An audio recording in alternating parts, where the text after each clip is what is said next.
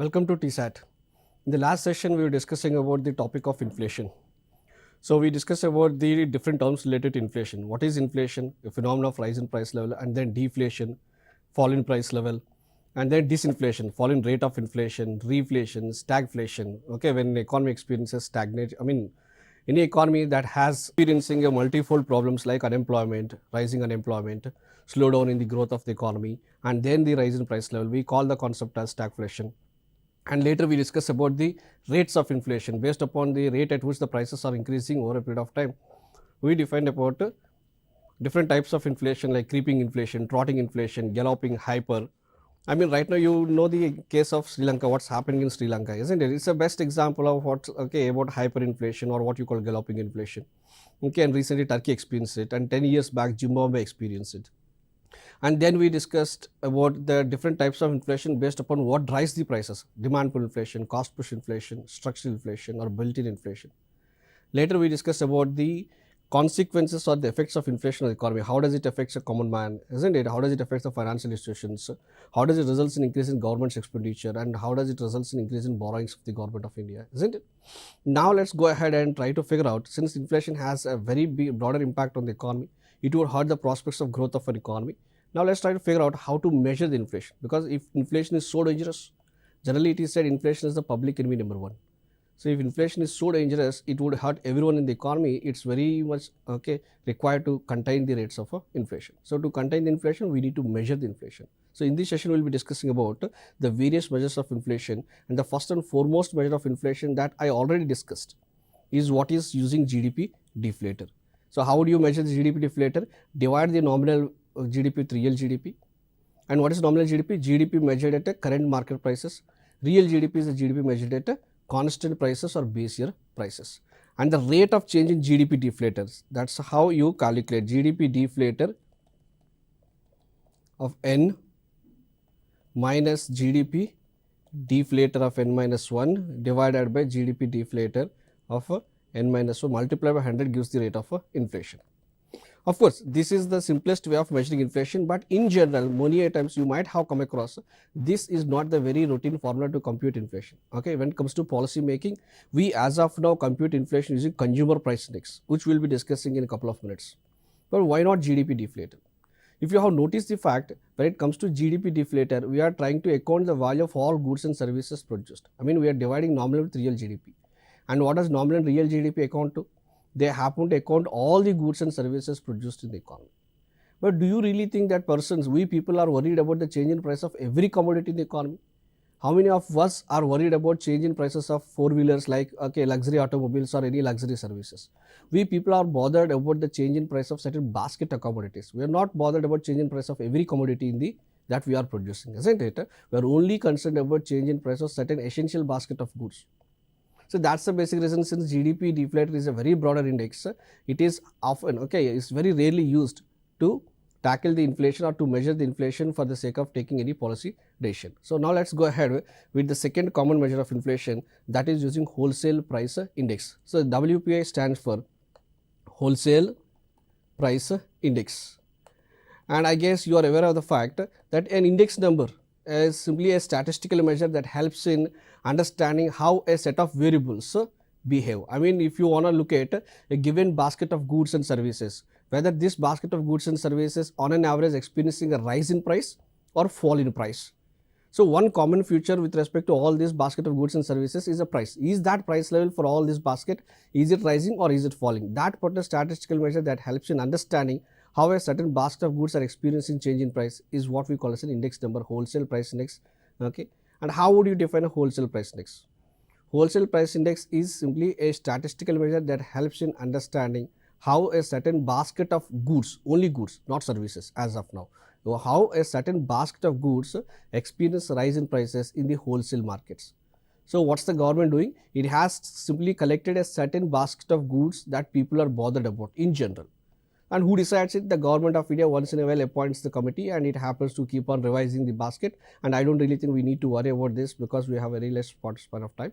So what we will be discussing is, rather than discussing about the committees, just keep it in mind, it is simply a basket. So the government is, in the name of wholesale price index, tracks the change in price of a certain basket of commodities, whether this basket of commodities in the wholesale markets, okay, is it experiencing a rise or fall.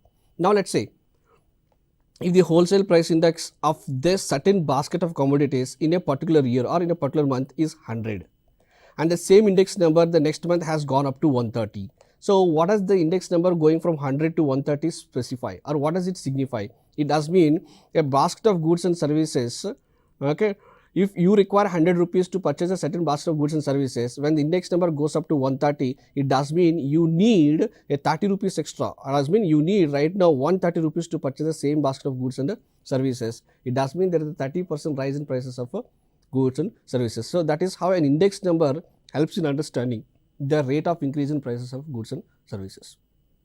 And when it comes to the basket of goods and goods that we are tracking as part of wholesale price index, this basket has been given a different weightage, and around 22.62% as of now 2011-12 base year, we have around 22.62% of the basket of goods, or the weightage given to this basket is what is consisting of primary articles.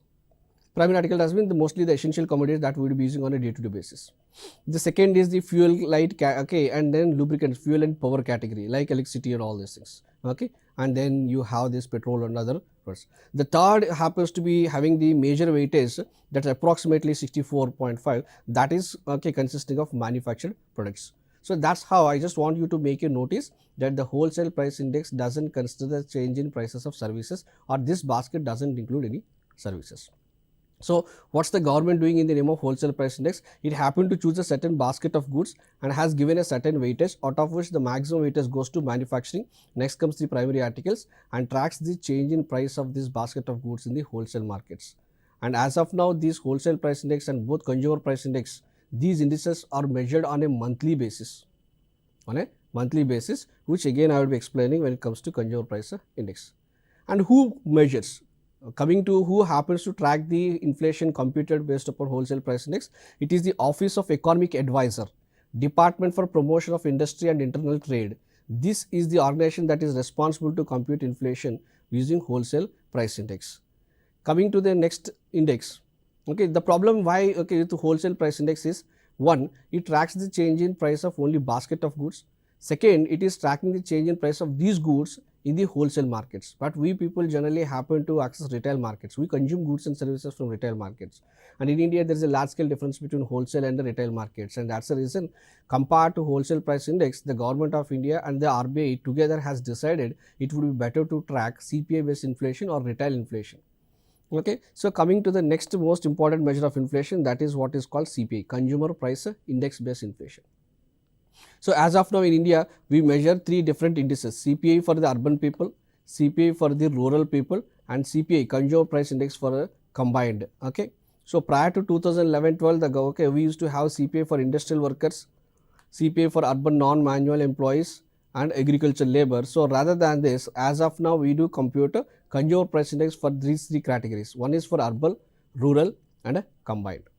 So when it comes to the consumer price index, you have this particular list of items that I have, okay, that you could see, and the weightage is given. Okay, if you look at the consumer price index, around 45.86, I mean major weightage of consumer price index goes to food and beverages, and then it includes pan, tobacco, intoxicants, clothing, footwear, housing, fuel, light, and miscellaneous group, summing up to the weightage. So that is how when it comes to consumer price index, very similar to wholesale price index. It's again a measure, a statistical measure that tracks the change in price of certain basket of goods and also services, certain basket of goods and services, okay, and where is the prices tracked in the retail markets. So that's the difference between wholesale price index and consumer price index. And one more thing I just want you to notice the fact is the basket of goods and services for which we are tracking the change in prices. When it comes to wholesale price index, the basket is different coming to consumer price index. So we track a different basket of goods and services with altogether different amount of weightage given to this consumer price index. And how would you compute inflation using these indices? The very simple logic is simple. Let's say if it is a consumer price index, what we do is we simply take the consumer price index of this month, okay, the current month, consumer price index of the same month of the previous we simply look at the change in the consumer price index of okay, this previous month divided by the consumer price index of the, I mean when I say previous month, it has been, okay, let us say we are right now in the month of August. Let me make it clear with respect to it. Okay, so keeping this aside, what I would like to convey the fact is that the inflation using wholesale price index and consumer price index are tracked on a monthly basis. I mean we compute the indexes on a monthly basis. So we compute for the month of June, July, August, every month we compute the index number. Okay, and this particular inflation computed using these indices are announced by the government with a lag of not more than a month. That means let us say this is the month of August. So July inflation is announced before the 14th or 15th of the month of August, and this is done on a regular basis. So when I simply say, okay, so let us not worry about this. When I simply say, let us come on to the point. When I say the month of July, the inflation rate of is 6% using consumer price index, it does mean the month of July 2022 has experienced an increase in price of the basket of goods that we have considered in the previous slide by 6% compared to the month of July 2021. So that's the basic reason. When I say, okay, when we are computing the retail inflation, we take the current month and the same month of the previous year, I mean July of this year, with the CPI value of the July month of the previous year, and that's how we happen to track the rate of change in prices using consumer price index. Got it? So that's the reason I already made it clear. Whenever we track this inflation, we compute on a point to point basis, though we do it on a regular basis. So similarly, next month for the August, we do compute the compare consumer price index of 2022 with consumer price index of 2021. So compared to the same period of previous year, by what level the prices have gone up. That is how we do it on a regular, I mean on a monthly basis, and we end up computing inflation on a monthly basis using both wholesale price index and consumer price index with a lag of not more than a month. That means the month of July inflation would be announced by second or third week of August. That's how it happens. Coming to the consumer price index. Okay, who calculates the inflation based upon the consumer price index, or what we call retail inflation, is the Minister of Statistics and Program Implementation is the one which is responsible to compute this retail inflation. Okay, so before going ahead with other measures of inflation, other terms related to inflation, let's look at certain initiatives taken by the government of India to contain inflation in the recent past. Generally, one common way of containing inflation, when the inflation is of demand pull inflation, the best way of containing this demand pull inflation is by reducing demand. And how would you reduce the demand? By discouraging people to spend money. And how would you discourage people to spend money? By encouraging people to save money. And how would you encourage people to save money or discourage people to spend money? By increasing the rate of interest. And who could increase the rate of interest? RBI through its monetary policy. This is the simplest way. But imagine if the inflation is because of supply shock, shortage. Okay, it's a cost push inflation. In such case, the initiatives taken is not by RBI, mostly it is by Government of India to contain inflation. So let's say there is a severe increase in prices of some food grains. So what do you think the government could do? It could impose the ban of export. Let's say the government for a temporary period of time could ask the people of this country, I am simply imposing a ban export of, let's say, wheat, export of rice, so that large amount of wheat and rice would be available in the country. Similarly, it could impose a limit upon the stocks that these traders maintain. It could also use the restrictions on imports. Okay, so the government could simply give them free hand to restrict, okay, to encourage more and more imports. Similarly, the government could incentivize farmers to cultivate certain amount of type of food grains, isn't it? So government could also encourage creation of buffer stocks. Okay, and one simple example is government also has made certain kind of understandings, memorandum of understanding with Mozambique in the recent past. It's not, okay, of course, it's been almost 1 year. So anything the government does to increase the supply, to contain the supply shock inflation. Okay, so the reason why I have listed all these initiatives is to let you understand inflation is not only contained by the RBI. Sometimes when the inflation is mostly of cost push, supply shock, even the government takes a very some great initiatives to increase the supply of the respective goods and services for which the prices are going up by simply looking for various alternatives. So this is how the government also takes initiatives to contain inflation beyond RBI, which increases the rate of interest to contain demand pull inflation. And the other most important measure of inflation is producer price index. And how is producer price index different from the wholesale price index and consumer price index? So if you look at in both these cases, wholesale price index, consumer price index, we are only tracking the rate of change in prices of these goods in the market. I mean, we are looking at the impact upon the consumer. So what exactly is the burden upon the consumer? Because we are tracking the change in price of these commodities in the markets, which includes the tax component too.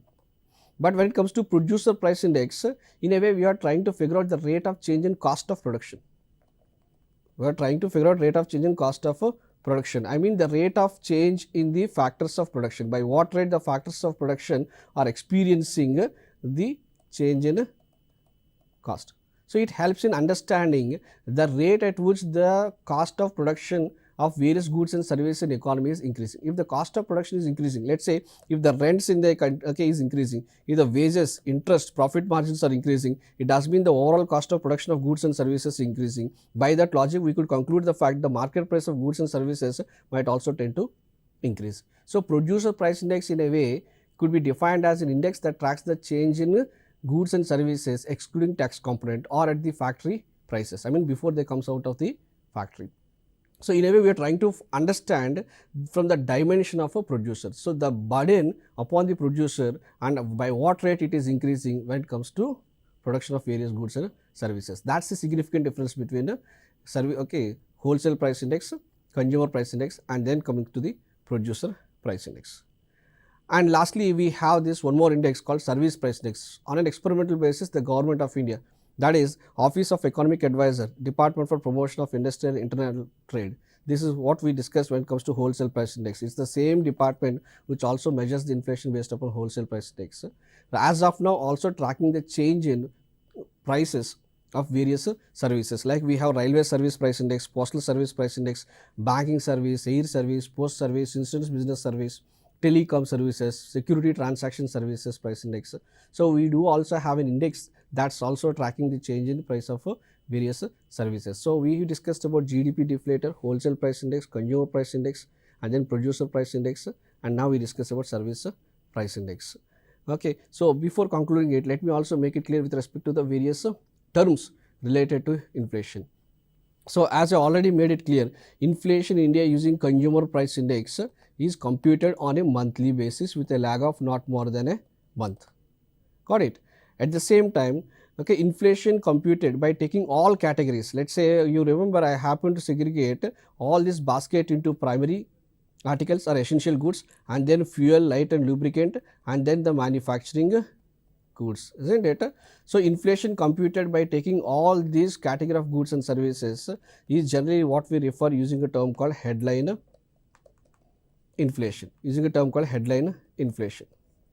and inflation excluding food and fuel category. If I remove the component of food and fuel category from the entire headline inflation, okay, or inflation computed excluding these two categories of goods, that is food and fuel category, is what is referred as core inflation. That's the second term. Okay, headline inflation and core inflation. The third most important is Qflation. You might be heard about this term called Qflation. Imagine the inflation in the economy is driven by any of these categories, either because of steep rise in food prices or fuel prices or certain basket of manufactured goods, drives the inflation rate too high. In such case, we call such kind of inflation as a Qflation. And let me also define one more term that has become very popular in the recent past, what we call as a shrinkflation. Shrinkflation is a phenomena wherein the prices might not change, but the quantity or volume or simply the size of the good keeps changing to adjust for the change in price levels. Let's say, okay, in good old days, you used to get a chocolate for a certain chocolate for 10 rupees. A certain chocolate bar for 10 rupees. Maybe those days for every 10 rupees, you might be getting some 20-gram chocolate bar. You could see in the market the same chocolate bar with the same brand name is still available at 10 rupees, but what changed is for 20-gram chocolate rather than 20-gram chocolate bar, right now they would only be offering you 10-gram chocolate bar. So does mean price they maintain same, but the quantity has come down. That happens to shrink, and that's a very basic reason we call such kind of phenomena as a shrinkflation. So these are the various measures of inflation. So, having seen how inflation would have an effect on all economic agents, and let me also take the opportunity to explain what exactly is an economic agent. Until unless you are clear with this, you will not be able to understand the various aspects better. What is an economic agent or what is an economic unit? So, an economic agent, let's say I said households, I have been referring investors, I have been referring as government, I have been referring as financial institutions, trade. Generally, whenever we use a term called economic agent, so anything that could influence the economy or anything that could be influenced by the economy, we refer as an economic agent. Similarly, you remember I said the economic well-being of a nation is defined based upon the economic activity, that takes place in the country, So, what is an economic activity? Anything that has a value and a price attached is what we call as a economic activity. So, whenever you have been asked to define or simply explain the impact of any aspect, anything upon the economy, the best thing is that you need to list out the economic agents. Like, who are the economic agents in the economy? Households. And we understood how inflation would have an effect on the households. And is the government of India an economic agent? Yes. Is the trade of a country economic agent? Yes. Is the financial institutions? Yes. And are the investors or producers of various goods and services or economic agents? Yes. So, we will just simply list out the impact upon inflation or the price rise upon all these economic agents. And since inflation happens to have an impact upon all these economic agents, it is very much necessary to tackle this inflation. So, who happen to tackle this inflation? Ideally, it is the government of India and the RBI. And I think you all know the fact about the monetary policy framework agreement that has been signed by the RBI and government of India, wherein as of now in India the RBI and government of India has made an agreement where RBI is being mandated to maintain inflation, that is retail inflation with a range of 4 plus or minus 2%, within a range of 4 plus or minus 2%. So, it has been the deal between, which has been again revised in the month of April 2020, the RBI has been mandated to maintain inflation within the range of 4 plus or minus 2%. Iska matlab, the minimum rate of inflation should be 2% and the maximum rate of inflation should not go beyond 6%. So, I think you might have noticed the fact the government itself is emphasizing the RBI. You need to ensure the minimum rate of inflation should be 2%. It should never be less than 2%. Don't ensure, do ensure that it should be minimum of 2%. And it should never cross 6%, because anything less than 2% would disincentivize the producer. Because imagine a scenario where the prices of goods and services remains constant or they doesn't change. Obviously, none of the producers would have an incentive to produce more goods and services. Similarly, if the prices of goods and services keeps on increasing beyond 6%, more is the increase in cost of living or more is the increase in cost of goods and services, that discourages consumption. Henceforth, keeping in the interest of producers and consumers, our government has mandated RBI to keep the inflation within the range of 4 plus or minus 2%. That's mean 2 to 6%.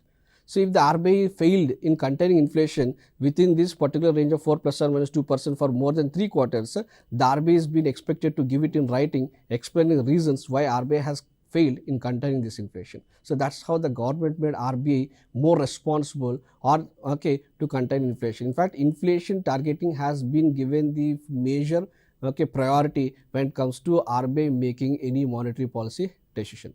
So, if you are regularly following newspapers, you've been aware of the fact for the past 2-3 months, the RBI is in a business of keeping the keeping the interest rates very high. So, you might have noticed in the past 3 months, the RBI went on increasing the repo rates. Why is the RBI increasing repo rate, or what we call as a policy rate, is simply to discourage people spending more and more money, or discourage people to go for taking more and more loans, and rather at the same time in a way increase or incentivize people to save money by disincentivizing spending money. So, that is how the RBI in general tends to contain inflation, by making money tight, or what we call as this policy of RBI making money tight or increase the interest rates to contain inflation is what we call tight monetary policy, contractionary monetary policy, or dear money policy. So, having seen how inflation is bad and how RBI controls the inflation, now let us go ahead with the next topic of discussion, that is going to be monetary policy. And I don't mean to say that it is only RBI that is going to play an active role in containing inflation. Like I already happened to give you certain examples wherein the government of India sometimes does play a proactive role in containing inflation if it is mostly of a supply shock inflation.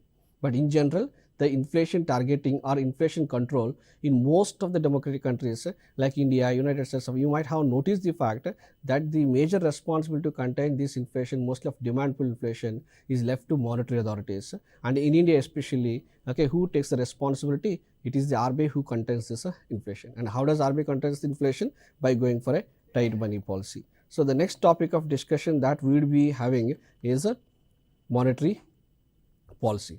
Okay, so we will be discussing about, so this is how the government of India happens to contain inflation. And when it comes to monetary policy, how would you define a monetary policy? We will define the monetary policy, the objectives of monetary policy, and how, okay, RBI in reality would help in containing inflation. And not only contain inflation, RBI would also play a very proactive role in boosting, okay, growth in an economy, So what does simply RBI does in the name of monetary policy? So RBI simply influences the supply of money. It either increases the supply of money or decreases the supply of money, because in India when it comes to altering the supply of money, okay, I mean changing the supply of money, it is a prerogative of RBI. So henceforth RBI either could increase the supply of money or RBI either could decrease the supply of money. When supply of anything increases, what happens to the value of it or the price of it decreases. So when RBI goes for increasing supply of money, what happens to interest rates? They decreases. When RBI goes for decreasing supply of money, what happens to the value of money or cost of money? That is interest rates that increases. So and you know the consequences. When interest rates are cheaper, people would be happy to borrow. Okay, so the credit offtake would be high. That means credit supply would be high. When RBI decreases the supply of money, thereby resulting in increase in interest rates, what happens to the offtake of credit or supply of loans? I mean, people would not be interested in taking loans, because at higher interest rates doesn't make sense borrowing and spending, and that results in offtake of, okay, fall in credit, and as a result this results in contraction of demand in the economy, whereas in the previous case that results in boosting the demand in the economy. Henceforth, the first one, this is what we call expansionary policy, because it results in expanding the demand in the economy. The second one is what we call as a contractionary policy, because it helps in or it results in contracting overall economic activity. And this is what we will be discussing as our next part of discussion. Okay, next session would be monetary policy, and we will be discussing about how in reality RBI achieves these so-called objectives, and what exactly is the concept of change in money supply, and what's the consequences and the impact on the economy is what we will be discussing in the next session. Thank you.